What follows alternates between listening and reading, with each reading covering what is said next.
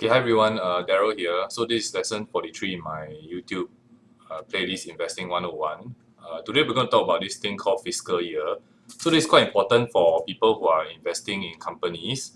And as you know, I'm a very big advocate of trying to diversify your portfolio. So most of the time I try to tell people that you not only have to invest in properties, but also have to invest in some companies, either in the stock market or in private equity. So yeah, so what's a fiscal year? So a fiscal year is a 1 year period that companies and government organizations or governments itself use for financial reporting. So the fiscal year is not only for financial reporting, it can also be used to allocate budget. So if you like we are in Singapore, right? So the government will actually allocate a budget for a year for them to spend on the economy and the country itself. And then uh, companies, they actually have this thing called financial year, and in Singapore we call it financial year, and in the US they call it fiscal year. So for private companies and listed companies, we actually look at the company's financial year end or fiscal year to understand uh, what they did for that period. So what have they been doing, whether they are making money, whether they lost money in that fiscal year. And also they will always allocate budget, they will always say what are they going to do for the next fiscal year or the next financial year. So the fiscal year is very important for investors to make comparisons when investing in the company. So we can compare different fiscal years or different financial years uh, so that we can see where the company is headed.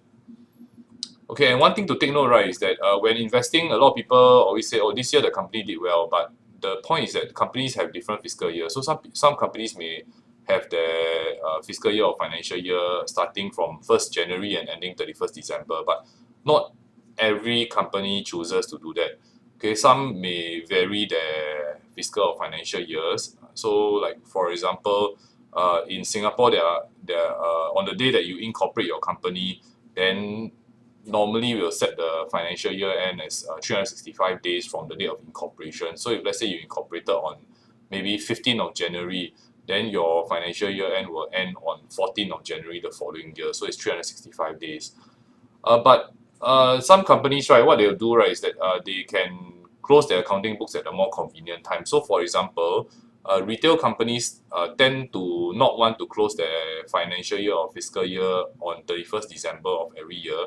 The main reason is because they just went through a very busy period, like during Christmas, whereby there's a lot of retail sales. So they would like to maybe close their accounting books on maybe end of January or end of February. So for Singapore or countries that we celebrate Chinese New Year, they may want to maybe close their fiscal year in the middle of the year. So maybe they have their fiscal year somewhere in the end somewhere in May, or to make it convenient in end June, so that exactly half a year. Yeah, so just take note, whenever we are comparing companies to companies, so you can actually make a comparison between one company and another company, right? Especially on the stock market, the public listed companies, you can see that the fiscal year, financial year ends, they are generally different. So you need to factor this into making a investment decision. So it may not be that one company seems very good, but it just may be that the fiscal year ended just before maybe something major happened. Yeah, so that's all from me, and I'll see you in the next video.